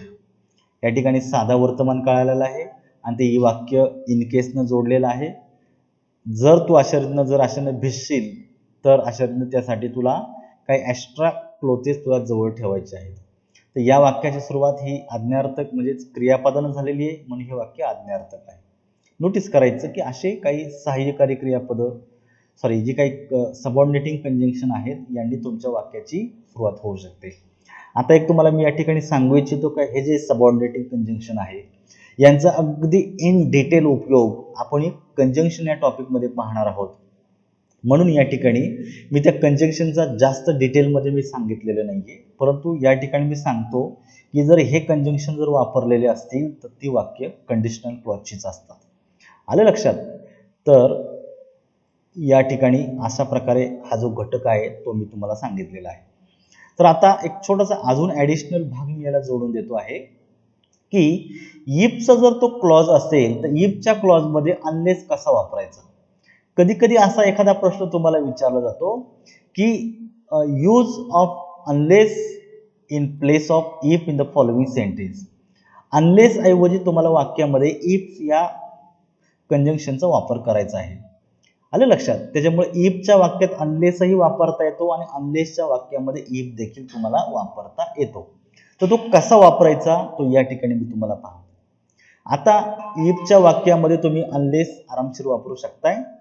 तर इफच्या वाक्यात अनलेस वापरताना एक गोष्ट म्हणजे एक अट तुम्हाला लक्षात ठेवायची आहे. तो महत्वाचा मुद्दा मी या ठिकाणी नोट डाऊन केलेला आहे. पहा, इफच्या क्लॉज मध्ये जर नॉट नसेल तर काय, तो इफचा जो काही क्लॉज दिलेला आहे ह्या इफच्या क्लॉज मध्ये जर नॉट आलेला नसेल तर काय करायचंय ते या ठिकाणी मी तुम्हाला दाखवलेलं आहे. इफच्या क्लॉज मध्ये जर तुमच्या नॉट नसेल तर अशा वाक्यामध्ये अनलेस वापरताना पहा, इफ ऐवजी अनलेस वापरा. हा झाला तुमचा पहिला नियम. इफ ऐवजी काय करायचं तुम्हाला अनलेस वापरायचं आहे आणि इफच्या वाक्यामध्ये पुढे नॉट आलेला नाही म्हणून साठी इफ ऐवजी अनलेस वापरून ते वाक्य जोडून द्या. म्हणजे ते वाक्य लिहून टाकायचं आहे आणि त्याच्या पुढे आय विल व्हिजिट यू हा जे काही मूळ वाक्य आहे, मेन क्लॉज आहे, या वाक्यामध्ये सहाय्यकारी क्रियापद जे आले याच्यानंतर जर नॉट नसेल तर नॉट टाकून द्यायचं आहे आणि जर नॉट असेल तर तो नॉट काढून टाकायचा आहे. म्हणजे बघा, परत एकदा ऐका, व्यवस्थित ऐका. इफच्या क्लॉज मध्ये व्यवस्थित पाहायचे वाक्य मी परत एकदा थोडं डिटेलमध्ये सांगतोय. इफच्या क्लॉज मध्ये जर नॉट नसेल तर या वाक्यामध्ये बघा, इफ यू इन्व्हाइट मी या वाक्यामध्ये नॉट आलेला नाहीये. असं जर इफच्या वाक्यात जर नॉट जर नसेल तर काय करायचं आहे, इफ ऐवजी अनलेस वापरायचा आणि उरलेलं वाक्य जोडून द्यायचं आणि कॉमा दिला. आणि जे पुढे जो मेन क्लॉज आहे ह्या मेन क्लॉज मध्ये जे सहाय्यकारी क्रियापद येतं इथं ठिकाणी विल आले पहा. तर या सहाय्यकारी क्रियापदाच्या नंतर जर नॉट असेल तर तो नॉट वाक्यातून काढून टाकायचा आणि जर त्या सहाय्यकारी क्रियापदाच्या नंतर नॉट आलेला नसेल तर आपल्याला सहाय्यकारी क्रियापदाच्या नंतर नॉट टाकून द्यायचा आहे म्हणजे वापरायचा आहे. म्हणून या ठिकाणी बघा विल एकटाच आलेला आहे, म्हणून या ठिकाणी विल नॉट घेतलेला आहे. आलं लक्षात? आता याच्या विरोधात पाहायचं आपल्याला. इफच्या क्लॉजमध्ये नॉट आलेला नाहीये, म्हणून इफ ऐवजी अनलेस वापरला. पहिलं जे वाक्य आहे ते आहे असं लिहून दिलेलं आहे. आणि पुढे जर मेन क्लॉजमध्ये सहाय्यकारी क्रियापदाच्या नंतर जर नॉट आलेला असेल तर तो नॉट काढून टाकायचा आहे. म्हणून you will not run into डेप्थचं होते फक्त you will run into depth.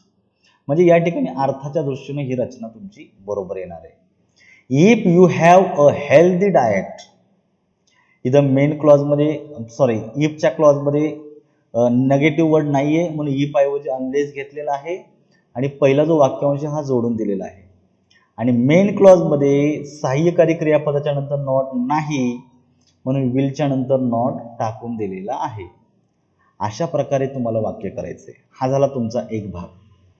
आता इफच्या क्लॉजमध्ये जर तुमच्या नॉट असेल तर काय करायचं, तर या ठिकाणी पाहायचं आहे. इफच्या क्लॉजमध्ये लक्षात ठेवायचं आहे, जर तुमच्या नॉट असणार आहे तर आपल्याला काय करायचंय ते या ठिकाणी आपण थोडं सविस्तर या ठिकाणी पाहूयात. तर या ठिकाणी पहा, वाक्यामध्ये इफ ऐवजी अनलेस वापरायचं. हा झाला तुमचा पहिला नियम. आणि पुढे काय करायचं, त्याच क्लॉजमध्ये जर जो नॉट आलेला आहे तर तो नॉट काढून टाकायचा आहे मित्रांनो. का काढायचा आहे, तर अनलेस ज्या क्लॉजमध्ये वापरला जातो त्याच क्लॉजमध्ये दुसरा निगेटिव्ह वर्ड चालत नाही.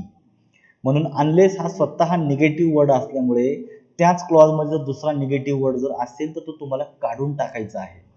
म्हणून पाहायचं आहे, जर वाक्यामध्ये अशा रीतीनं जर अशा डू नॉट असेल तर तो डू नॉट काढून टाकायचा आणि क्रियापदाचं मूळ रूप घ्यायचं. जर वाक्यामध्ये इथं डज नॉट आहे, ऍक्च्युली इथं डू नॉट झालेला आहे. जर डज नॉट असेल तर तो काढून टाकायचा आहे आणि जे मुख्य क्रियापद येतं त्याला यस किंवा यस प्रत्यय जोडायचा आहे. जर तुमच्या वाक्यामध्ये डिड नॉट असेल तर तो काढून टाकायचा आहे आणि जे काही क्रियापद आहे ते साध्या भूतकाळामध्ये घ्यायचं आहे. मित्रांनो, मी इथं थोडंसं डायरेक्टली सांगितलेलं आहे, परंतु हे डू नॉट, डज नॉट आणि डिड नॉट हे तुम्हाला अगोदरच्या प्रकरणामध्ये मी खूप सविस्तर सांगणार आहे. आता हे डायरेक्टली मी डेमोसाठी हा लेक्चर घेतलेला आहे, त्यामुळे थोडंसं मी डायरेक्टली याच्यावर मी मांडलेलं आहे. परंतु ज्यावेळेस आपण बेसिक पासून सुरुवात करूया त्यावेळेस हे डू नॉट कसं आलं, डिड नॉट कसं आलं हे मी तुम्हाला थोडंसं सविस्तर समजून सांगेल. आलं लक्षात? आणि जे 2 नंबरचं जे मेन क्लॉजचं जे वाक्य आहे हे वाक्य आपल्याला आहे असं जोडून द्यायचं आहे. आता वाक्य बघा, if she did not reach in time she would not get the train. ती जर वेळेत जर पोहोचली नसती तर तिला ट्रेन भेटली नसती.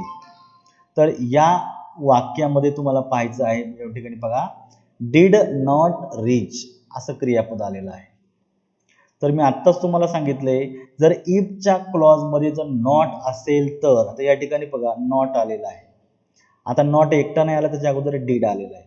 आता जो डिड आला याच्यावरून तुम्हाला समजतं की वाक्य साध्या भूतकाळामध्ये आहे, कारण डिड हा साध्या भूतकाळामध्ये वापरला जातो आणि त्याच्यानंतर नॉट वापरलेला आहे.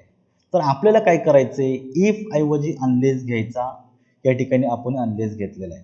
तर हा जो डिड नॉट आहे ना मित्रांनो, हा डिड नॉट काढून टाकायचा आहे आणि जे मुख्य क्रियापद पुढे आलेलं आहे ना त्याला फक्त ईडी जोडायचं आहे, म्हणजे साध्या भूतकाळात करायचं. म्हणून बघा, जो करता आलेला तो आहे असा घेतला, इफ सी ऐवजी अनलेस सी घेतला, डिड नॉट काढून टाकला आणि मुख्य क्रियापदाचं भूतकाळी रूप केलं. म्हणून unless she reached in time, आणि जो पुढचा जो वाक्य जे आहे ते आहे असं जोडून दिलेलं आहे. दुसऱ्या वाक्यात काय बदल नाही करायचा. आलं लक्षात? म्हणजे हे केव्हा शक्य होतं, ज्यावेळी तुमच्या वाक्यात नॉट असेल तेव्हा. अजून 2 वाक्यांमधून थोडं सविस्तर समजून घ्या, कन्फ्यूज करू नका, समजून घ्या, काळजीपूर्वक समजून घ्यायचंय. जर काही डाऊट येत असेल तर मला बिनधास्त चॅटमध्ये टाका तुम्ही. सर थोडं समजत नाहीये, थोडं अनक्लिअर वाटतंय, आपण अजून थोडं शांततेने याच्यावर हे करूयात. मी थोडासा वेगळ्या पद्धतीनं समजून सांगतो, जेणेकरून समजून घ्या. हाच माझा याच्या मागचा उद्देश आहे. आता इथं वाक्य दिले बघा, if he does not get time he will not go for trip. आता इफचा क्लॉज आहे, याच्यामध्ये डज नॉट गेट हे क्रियापद आलेलं आहे, म्हणजेच वाक्यामध्ये ऍटलिस्ट निगेटिव्ह वर्ड आलेला आहे. जर तुमच्या वाक्यात निगेटिव्ह वर्ड असेल तर काय करायचं, इफ ऐवजी अनलेस घ्या आणि हा जो निगेटिव्ह वर्ड आहे हा काढून टाकायचा मित्रांनो. ज्यावेळेस डज नॉट काढून टाकतो त्यावेळेस जे मुख्य क्रियापद येतं त्याला फक्त यस किंवा यस जोडायचे. ही आहे असा जोडून दिला, अनलेस ही आणि गेटला यस यस जोडा, अनलेस ही गेट्स टाइम. आणि जो पुढचा जो मेन क्लॉज आहे हा आहे असा जोडून दिलेला आहे. आलं लक्षात? म्हणजेच बघा, डिड नॉट आलं तर डिड नॉट काढायचा आणि त्याच्यानंतर येणारं क्रियापद दुसऱ्या रूपात घ्यायचं. डू नॉट आलं तर डू नॉट काढून टाकायचा, नंतर येणारं क्रियापद मूळ रूपात घ्यायचं. डज नॉट आलं तर ते काढून टाकायचं आणि त्याच्यानंतरच्या क्रियापदाला यस किंवा यस प्रत्यय जोडून द्यायचं. बस एवढाच तुमचं काम आहे. आणि जे मेन क्लॉज आहे तो तर आहे असा जोडतोय, त्याच्यात काही चेंजेस नाहीये. पुढे बघा, if we do not take action to achieve our goals we shall not achieve them. Main clause मध्ये बदल नाही. आता इथं फक्त आलेले do not. Do not negative वाक्यांश आलेला आहे म्हणून इफ ऐवजी अनलेस घ्या, करता कर्त्याच्या जागी जोडून द्या. डू नॉट काढून टाकायचं आणि जे क्रियापद आहे ते आहे असंच घ्यायचं. उरलेलं वाक्य आहे असं जोडलं आणि मेन क्लॉज देखील पुढे जोडून दिलेलं आहे. आलं लक्षात? त्याच्यामुळे जर नॉट असेल तर ती वाक्य शक्यतो डू डज किंवा डिडच्या अनुषंगाने येत असतात. म्हणून हे जे सहाय्यकारी क्रियापद आहेत यांचा उपयोग ह्या पद्धतीने तुम्हाला करायचा आहे. आता पहा, जर तुमच्या वाक्यात अनलेस असेल तर अनलेसच्या वाक्यामध्ये जर इफ नॉट वापरायचं असेल तर काय करायचं? अनलेस म्हणजेच काय? If not. आता अनलेस हा निगेटिव्ह वाक्य बनतं म्हणून या ठिकाणी इफ नॉट हे देखील तुमचं वाक्य निगेटिव्हच बनणार आहे. या वाक्याला तुम्ही पॉझिटिव्ह देखील करू शकता, फक्त अर्थामध्ये थोडासा बदल होईल. तर आता आपण प्रथमतः काय करूया, इथे इफ नॉटचा उपयोग तुम्ही वाक्यामध्ये करून घ्यायचा आहे. तर पहा, प्रथमतः काय करायचंय आपल्याला या ठिकाणी, अनलेस आहे तर अनलेस ऐवजी आपल्याला इफ वापरून द्यायचं आहे. म्हणजे जिथं अनलेस आहे तो काढायचा, तिथे इफ टाकून द्यायचा. टाकलं. पुढे इफच्या नंतर आपल्याला हेल्पिंग व्हर्बला नॉट जोडून द्यायचं आहे. लक्षात ठेवायचं. काय करायचं आहे, इफच्या नंतर जे हेल्पिंग व्हर्ब येतं, सहाय्यकारी क्रियापद येतं, त्याला नॉट जोडायचं. नॉट का जोडायचं आहे, तर अनलेस हा निगेटिव्ह वर्ड आहे, तुमचं वाक्य नकारदर्शक होतं आणि फक्त इफ जर घेतला तर इफ पॉझिटिव्ह आहे. म्हणून पुढे त्याच क्लॉजमध्ये दुसरा नकारदर्शक शब्द टाकायचा आहे. आणि नकारदर्शक शब्द जो आहे नॉट हा शक्यतो एकटा येत नाहीये. वाक्यात जे सहाय्यकारी क्रियापद असतं त्याला जोडूनच येत असतो. म्हणून जर तुमच्या वाक्यात सहाय्यकारी क्रियापद असेल तर त्या सहाय्यकारी क्रियापदाला जोडून नॉट जोडा. पहा, आणि पुढील जो मेन क्लॉज मध्ये त्याच्यामध्ये काहीच बदल करायचं नाहीये, तो बदल न करता आहे असं वाक्य जोडून द्यायचं. आता मेन गोष्ट, जर तुमच्या इफच्या क्लॉजमध्ये म्हणा अनलेसच्या क्लॉजमध्ये जर सहाय्यकारी क्रियापदच नाही तर मग काय करायचं, वाक्यात जे मुख्य क्रियापद येतं त्या मुख्य क्रियापदाच्या काळानुसार डू डज डिड एक घ्यायचं आणि त्याला नॉट जोडून द्यायचं. आता पहा, पहिलं वाक्य, अनलेस यू वर्क हार्ड. आता एवढ्याच वाक्याचा आपण या ठिकाणी विचार करूया, कारण पुढचं वाक्य तर आपण आहे असं जोडून देणार आहे, याच्यामध्ये काहीच बदल नाहीये. म्हणजे तुमचं जे जे मेन टास्क आहे हे फक्त मेन क्लॉज विषयी झालेलं आहे. बरोबर आहे. आता आपण मेन क्लॉजला या ठिकाणी पाहूया. अनलेस ऐवजी इफ वापरला, दिला वापरून. आता पुढे यू वर्क हार्ड या वाक्यामध्ये तुम्ही सांगा सहाय्यकारी क्रियापद आहे का? वाक्यात सहाय्यकारी क्रियापद आलेलं नाही. आता जर तुमच्या वाक्यात या सहाय्यकारी क्रियापद नसेल तर मग बाकी हा आपला ऑप्शन लक्षात ठेवायचा. जे मुख्य क्रियापद आलेलं आहे या मुख्य क्रियापदाच्या काळानुसार आपल्याला डू डज डिड घ्यायचं आहे. म्हणजेच काय करायचं, जर क्रियापद मूळ रूपात असेल तर त्याच्या अगोदर डू नॉट घ्या. जर क्रियापदाला यस किंवा यस या पद्धतीने खाली वाक्य दिलेलं आलेलं असेल तर त्याच्या अगोदर डज नॉट घ्यायचं आणि त्याच्यानंतर क्रियापदाचं मूळ रूप घ्यायचं. आणि जर क्रियापदाला जर ईडी जर जोडलेला असेल किंवा क्रियापद भूतकाळामध्ये असेल तर त्याच्या अगोदर डिड नॉट घ्या आणि नंतर क्रियापदाचं मूळ रूप घ्या. बस एवढाच बदल आहे. म्हणून बघा, अनलेस ऐवजी तुम्ही इफ वापरलेला आहे आणि पुढे करता आहे तो तसा जोडून दिलेला आहे आणि क्रियापद मूळ रूपात आहे म्हणून डू नॉट घेतला आणि त्याच्यानंतर क्रियापद आहे असं जोडलेलं आहे. आणि जो मेन क्लॉज आहे तो तर आहे असा जोडून देतो. म्हणून बघा, अनलेस यू वर्क हार्ड, वाक्य नीट पाहायचे आपल्याला. Unless you work hard you will not gate promotion. तर इथं फक्त आपण अनलेस ऐवजी आपण काय केलेलं आहे, इफ टाकलेलं आहे आणि पुढे वाक्यामध्ये निगेटिव्ह वर्ड टाकून दिलेलं आहे. अनलेस यू वर्क हार्ड ऐवजी आपण असं पण म्हणू शकतो, if you do not work hard.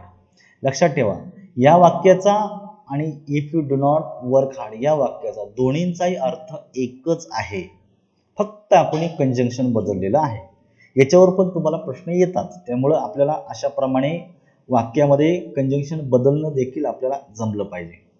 दुसरं, unless he apologise I will not forgive हिम.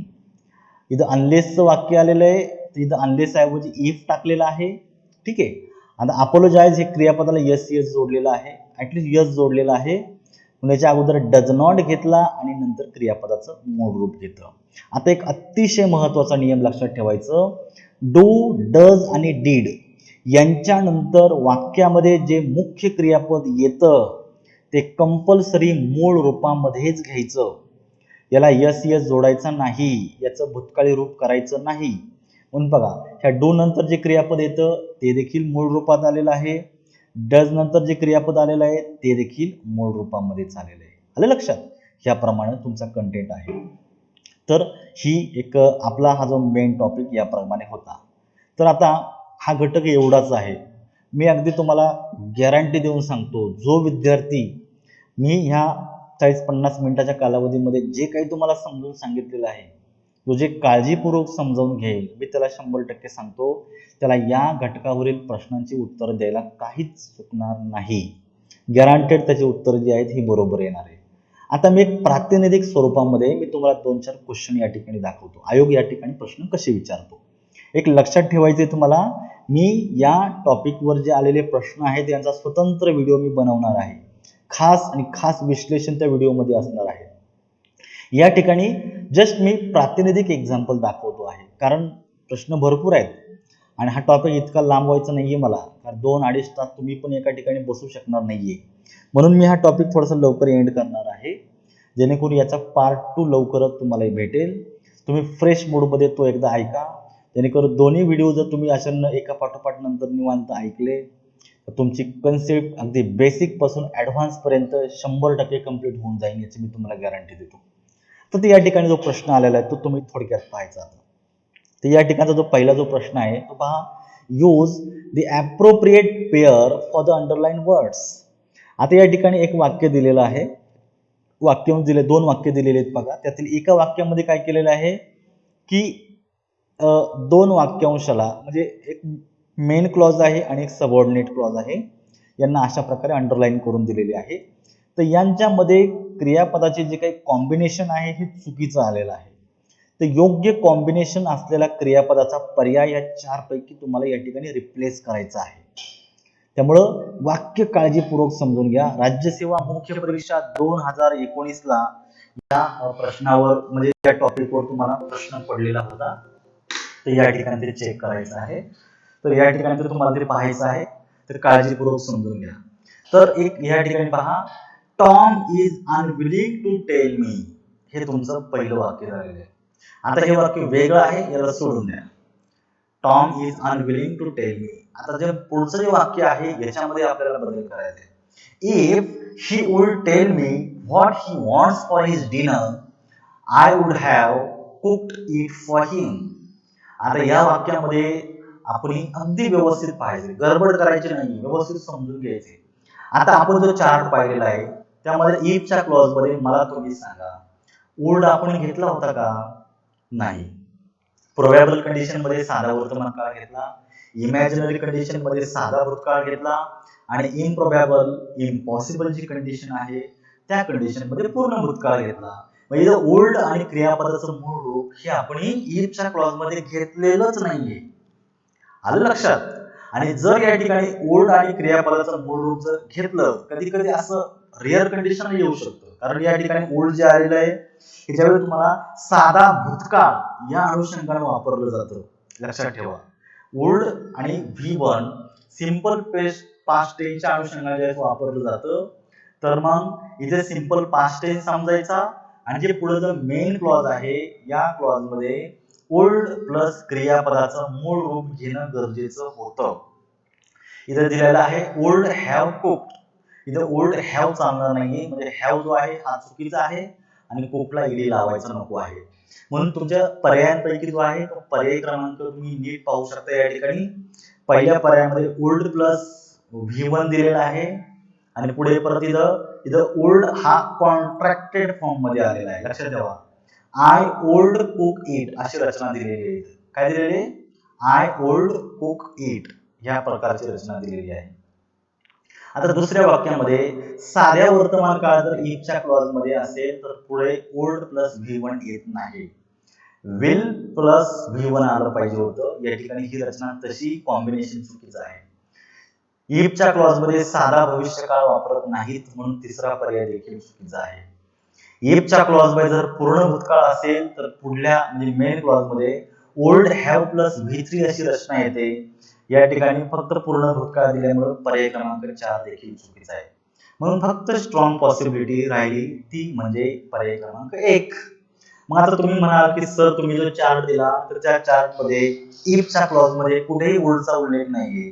तर एक लक्षात ठेवायचंय, अगदी काही परिस्थितीमध्ये ओल्ड हा साध्या भूतकाळामध्ये वापरला जातो, म्हणून हे वाक्य साध्या भूतकाळाचं आहे. म्हणून पुढे ओल्ड नंतर क्रियापदाचं मूळ रूप आलेलं आहे. तर ही जी काही रचना आहे ही पण इमॅजिनरी कंडिशनची आहे, म्हणून वाक्य पर्याय क्रमांक 1 हेच बरोबर या ठिकाणी आलेलं आहे. आलं लक्षात कसं उत्तर काढले ते? म्हणजे भले तुम्हाला हा नियम माहीत नसेल परंतु हे 3 वाक्य तर गॅरंटी चुकीचे आहेत, काही विषयच नाहीये. कारण इथं साधा वर्तमान काळ आहे, इकडे साधा भविष्यकाळ पाहिजे होता, आलेला नाही म्हणून वाक्य चुकलं. इफच्या क्लॉज मध्ये साधा भविष्यकाळ वापरत नाही म्हणून हे वाक्य चुकलं.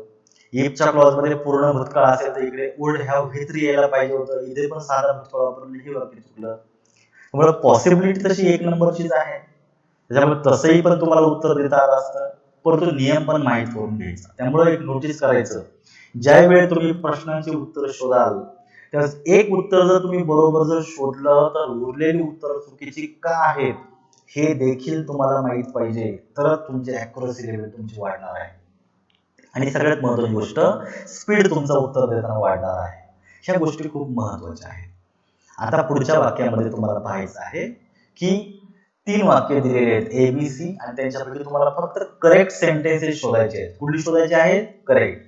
म्हणजे इनकरेक्ट आपल्याला पर्यायामध्ये नको आहेत.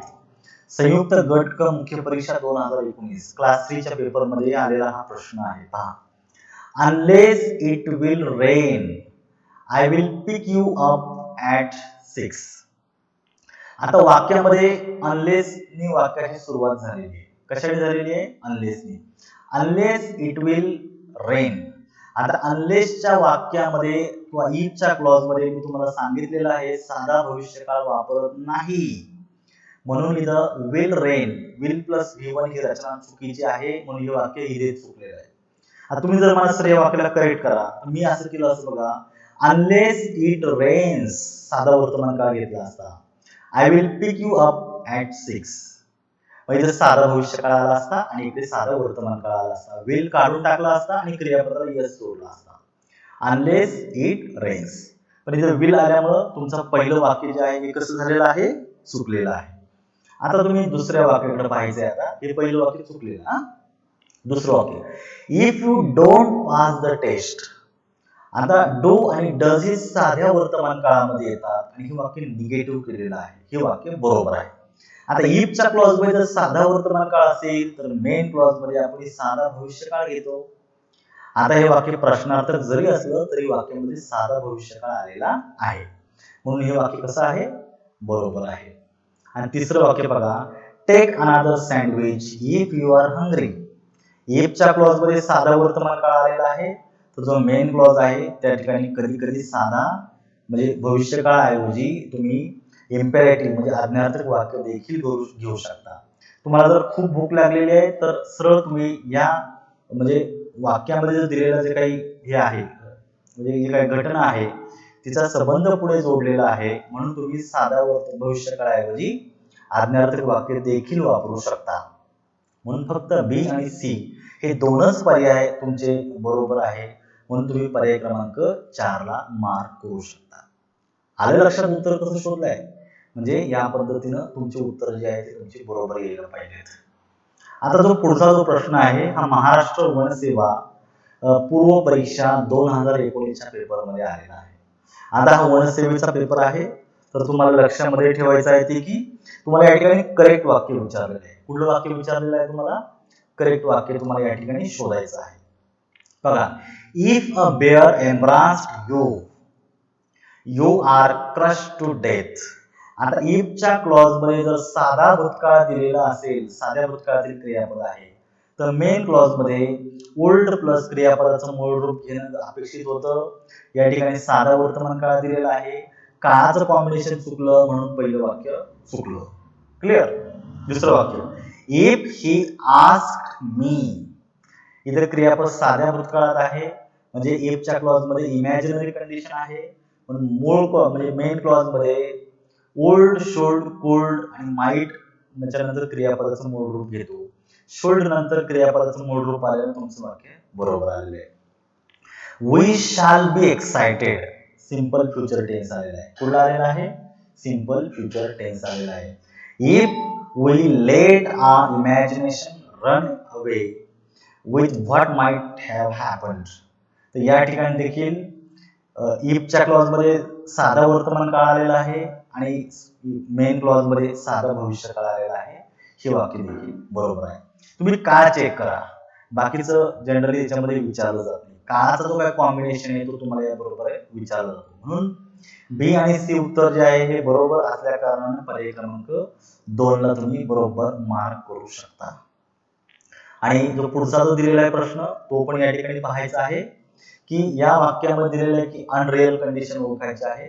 अनरिअल कंडिशन ही साध्या भूतकाळात, म्हणजे इफचा क्लॉज असतो तो साध्या भूतकाळामध्ये त्याच्यामध्ये क्रियापद वापरलेलं असतं आणि मेन क्लॉज मध्ये ओल्ड प्लस क्रियापदाचं मूळ रूप येतं.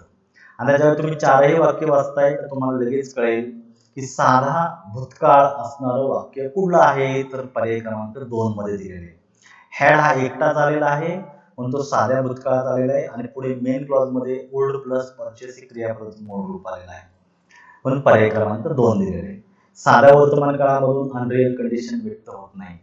या तीनही क्रियापद तुम्हाला लगेच सांगतात की साध्या वर्तमान काळातली आहे ही रिअल कंडिशन आहे, म्हणून अनरिअल कंडिशन पर्याय क्रमांक 2 मधून आलेली आहे. आणि याच्यातला आजच्या लेक्चर मधला शेवटचा प्रश्न असा आहे की या प्रश्नात दिले बघा, if he has time. Has ज्यावेळेस एकटाच येतो तो साध्या वर्तमान काळामध्ये असतो, मुख्य क्रियापद म्हणून आलेला आहे, म्हणून पुढे जो मेन क्लॉज दिलेला आहे त्यामध्ये साधा भविष्य काळ वापरणं गरजेचं आहे. He will telephone. आता इथं शाल विल पैकी एक घ्यायचं आहे आणि पुढे क्रियापदाचं मूळ रूप घ्यायचं आहे.